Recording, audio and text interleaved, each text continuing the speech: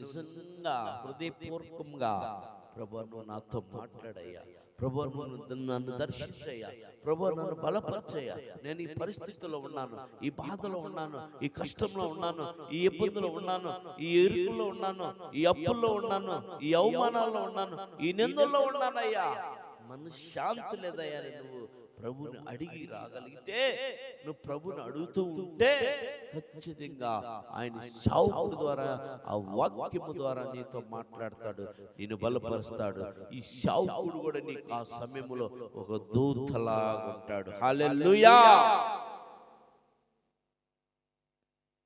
మరి నీ పరిస్థితి ఏంటి? నువ్వు ఎలా ఉన్నావు? దేవుని సన్నిధికి నువ్వు ఇష్టడుగా ఉన్నావా? దేవుని సన్నిధి నువ్వు ఇష్టడుగా ఉన్నావా? ఇష్టరాలుగా ఉన్నావా? ఆలోచించే. దేవుని సన్నిధిలో నువ్వు ఇష్టము కలిగి ఉండాలా, ఇష్టడుగా ఉండాలా, ఇష్టరాలుగా ఉండాలా. అయ్యో ఉదయాన్నే లేగలేకపోతున్నాను, నేను పనికి వెళ్ళాలి, నేనేం ఓడుకోవట్లేదు ఖాళీగా, నేను పనులకి వెళ్ళాలి, నేను ఉద్యోగానికి వెళ్ళాలి అనుకుంటావేమో.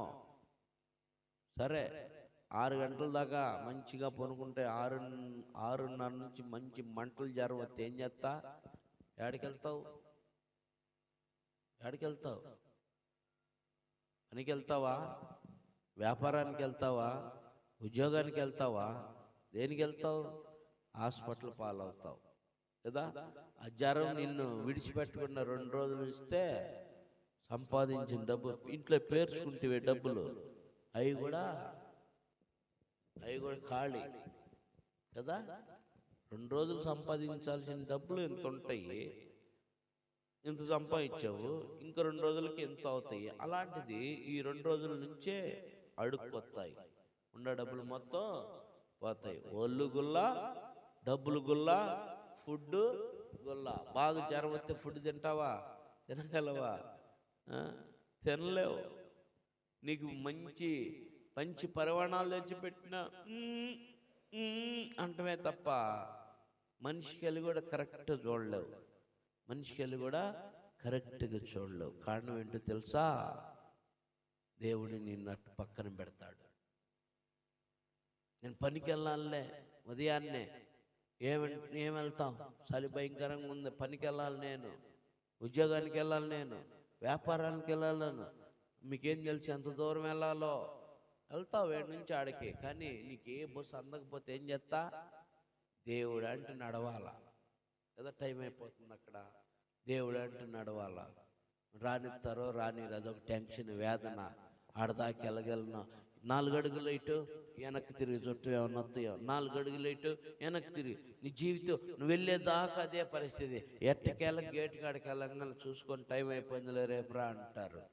ఆ రోజు నడిచి సొమ్మసిల్లిపోయేదాకా నీకు అదొక కష్టం.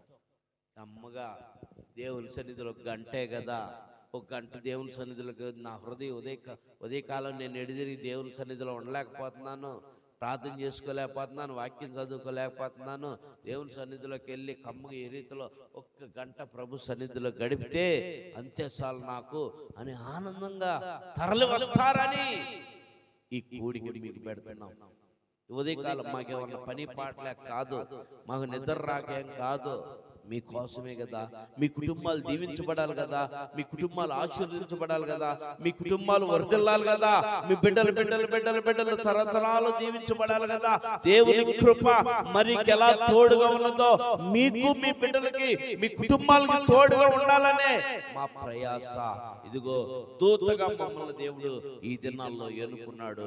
ఆ దినాల్లో గాబ్రియేలు దూతను ఎన్నుకుంటే ఈ దినాలు ఈ దూతలు మిమ్మల్ని మీ కొరకు ఎన్నుకున్నాడు దేవుడు. ఈ దూత ద్వారా మీకు తెలియపరుస్తున్నాడు.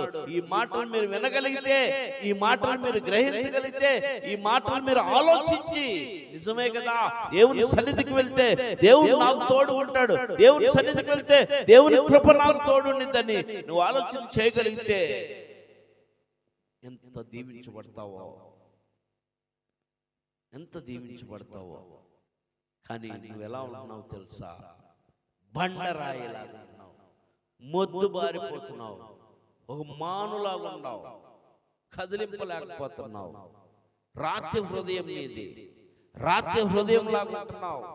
కషాయ హృదయం లాగుంటున్నావు.